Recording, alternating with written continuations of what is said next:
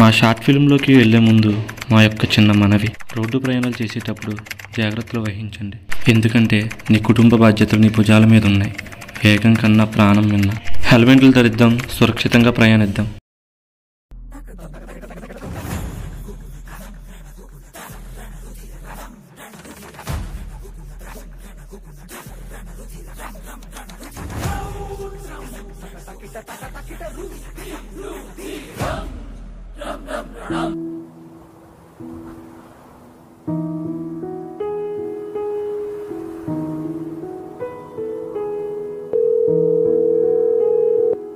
Hello Vijay, America నుంచి ఇంటికి వచ్చామంటగా? అవును చంటి, ఒకసారి నీతో మాట్లాడాలి. ఎప్పుడు కలిసే ప్లేస్కి రా. సరే వస్తున్నా.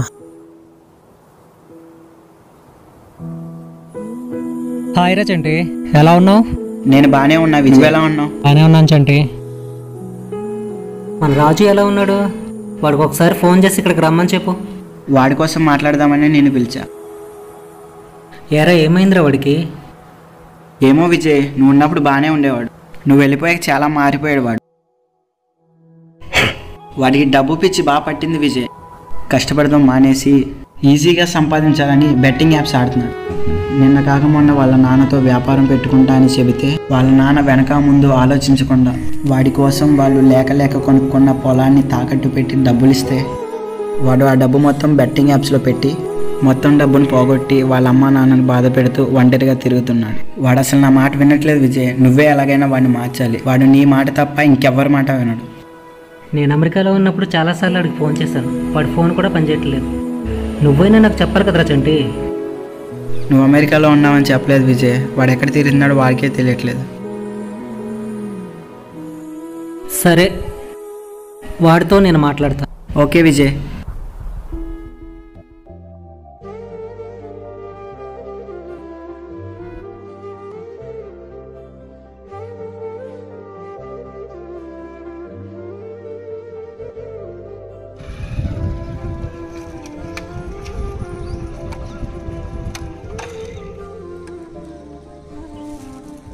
రాజు, ఏమైపోయావరా? ఫోన్ లేదు, ఏం లేదు. ఏం లేదు విజయ్. నాకంతా తెలుసురా నీ గురించి. చంటిగాడు మొత్తం చెప్పాడు. అసలు ఏం చేద్దాం అనుకుంటున్నావురా? ఏం చేయాలనుకోవట్లేదు విజయ్. అయినా నువ్వు నాకేం చెప్పాలన్నా వినాలని లేదు. సర్లేరా, నాతో మాట్లాడటం నీకు ఇష్టం లేనప్పుడు, ఫ్రెండ్షిప్కి వాల్యూ ఇవ్వనప్పుడు నేను వెళ్ళిపోతున్నాను. విజయ్, అలా కాదురా. అసలు ఏమైందిరా? బాధపడిపోతున్నావు. బాధపడిపోతే ఏం చేయమంటావు విజయ్? డబ్బు లేని జీవితాలు ఇలా కాకపోతే ఎలా ఉంటాయి? ప్రతిదానికి డబ్బు డబ్బు డబ్బు. డబ్బు లేకపోతే మనిషికి విలువ ఎక్కడ ఉంటుంది? ఏం చెప్పావురా? రా బండెక్కు. నా మనసు ఏం బాలేదు విజయ్. నేను ఇక్కడికి రాను. నువ్వు రాకపోతే నేను చచ్చినంత ఒట్టే.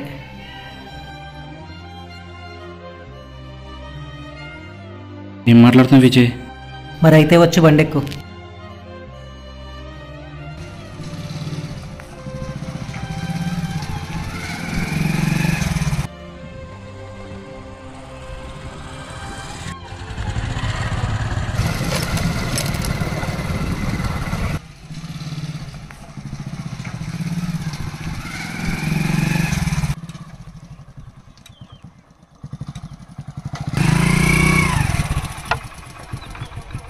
బండి దిగు రాజు.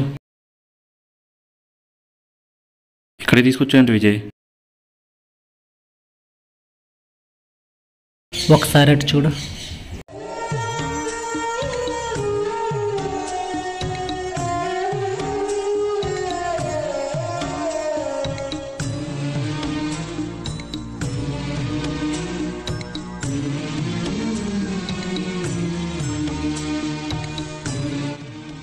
ఏంటి విజయ్, ఇంత చిన్న వయసులో చదువుకోకుండా అంత కష్టపడుతున్నాడు?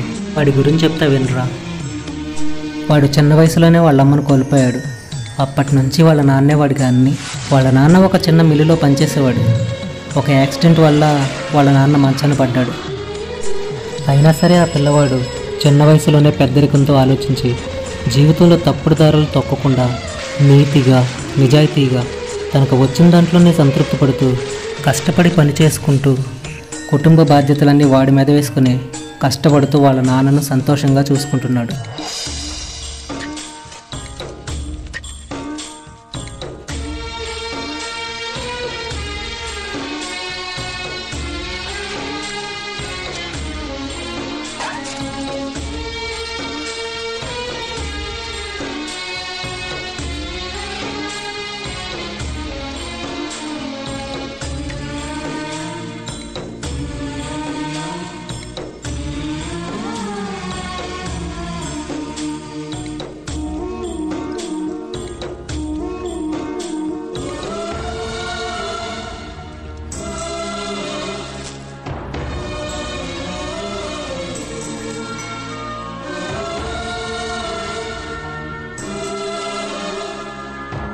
ఇప్పుడు చెప్పరా, డబ్బులోనే సంతోషం ఉందన్నావు. రోజుకు 200 సంపాదించే ఆ పిల్లవాడు వాళ్ళ నాన్నతో సంతోషంగా ఉన్నాడు. నీకులా ఆ పిల్లవాడు బాధపడుతూ కూర్చోలేదు, కష్టపడి పని చేసుకుంటున్నాడు. అక్కడ చెప్తా వినరా, డబ్బు సంపాదించు తప్పులేదు, కానీ కష్టపడకుండా ఎంత సంపాదించినా నీకు మిగిలేది శూన్యం. కష్టపడి 10 రూపాయలే సంపాదించినా ఆ 10 రూపాయల్లో సంతృప్తి పడతాం నేర్చుకో. సంతృప్తి లేకుండా నువ్వు 1 కోటి రూపాయలు సంపాదించిన లగ్జరీ కారులో తిరిగినా నీకు సంతోషం ఉండదు. ఏంట్రా, డబ్బు లేకపోతే విలువ లేదా? నిజమే, కానీ ఆ విలువ ఎంతకాలం ఇస్తారు? నీ దగ్గర డబ్బు ఉన్నంత వరకే. అదే నీకున్నంతలో నీ పొరుగువాడికి కష్టం వస్తే సహాయం చేసి చూడు, నువ్వు చనిపోయిన వాళ్ళ గుండెల్లో ఇంకా బ్రతికే ఉంటావు. ఒక్కటి చెప్తే గుర్తుపెట్టుకో, నువ్వెప్పుడూ డబ్బులో సంతోషాన్ని వెతక్కు. రోజుకు ఒక మంచి పని అయినా చేసి చూడు, ఆ తర్వాత వచ్చే ఆనందం నీకు 1 కోటి రూపాయలు సంపాదించినా రాదు. అంత ఆనందం. ఇది కదా జీవితం అంటే.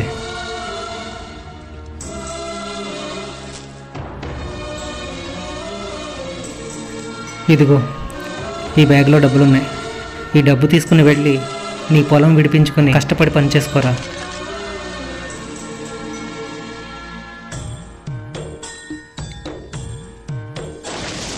కొన్ని రోజుల తరువాత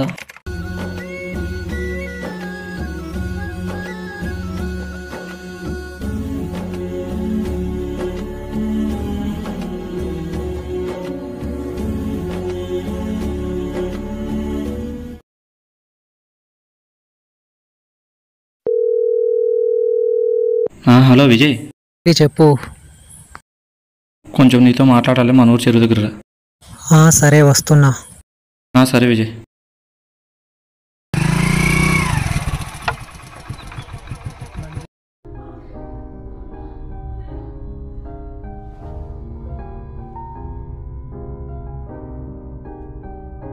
ఏంటి రాజు మాట్లాడాలన్నావు?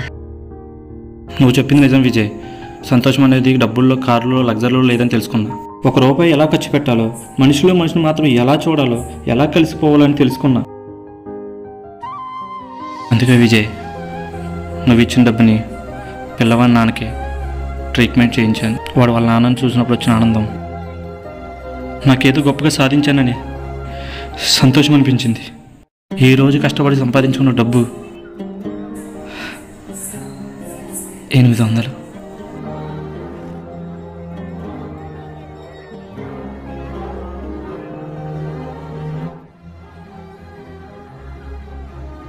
అందులో నా ఫ్యామిలీకి 700, మిగతా 100 శభాష్ రా, ఇప్పుడు నా ఫ్రెండ్ అనిపించు. నిజమే కదా, మనం ఎంతకాలం బ్రతుకుతామో ఎప్పుడు చనిపోతామో మనకే తెలియదు. బ్రతికినంతకాలం నలుగురిలో నవ్వుతూ నవ్విస్తూ మంచి అనే మానవత్వాన్ని మర్చిపోకుండా రోజుకి 1 పూట కూడా అన్నం లేని వాళ్ళకి కడుపు నిండా అన్నం పెట్టగలిగితే, వారి బాధని మన బాధగా చూసుకోగలిగితే ప్రతిరోజు జీవితానికి సంతృప్తి, ప్రతిరోజు సంతోషమే. మనం చనిపోయేటప్పుడు మనల్ని మోయటానికి వంతులు వేసుకోవాలి. ఇది కదా సంతోషమైన జీవితం అంటే. మరొక చిన్న మనవి, ఇటీవల కాలంలో మన దేశంలోని చాలామంది యువత కష్టపడకుండా ఈజీగా మనీ సంపాదించాలని బెట్టింగ్ యాప్స్ ఆడి తమ జీవితాన్ని నాశనం చేసుకుంటున్నారు.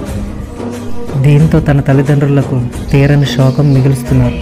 మనం మన తల్లిదండ్రులకు భారంగా కాకుండా బాధ్యతలు మోసే వారిగా ఉండాలనేదే మా ఈ చిన్న ప్రయత్నం. Thank you.